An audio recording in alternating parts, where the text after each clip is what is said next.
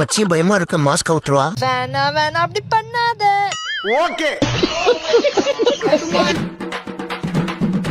மாதிரி நிகழ்ச்சி இதுக்கு முன்னாடி நிறைய நடந்திருக்குது. ஆனா இதுதான் ஃபர்ஸ்ட் டைம்.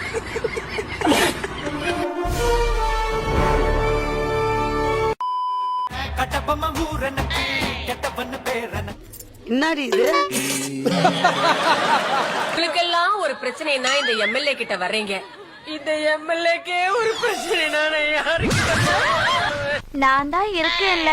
நோ தப்பாகுதுண்ணா. டேய் அப்படி இல்லடா. மச்சி இவன்டா. ஆமாடா இவன்டா.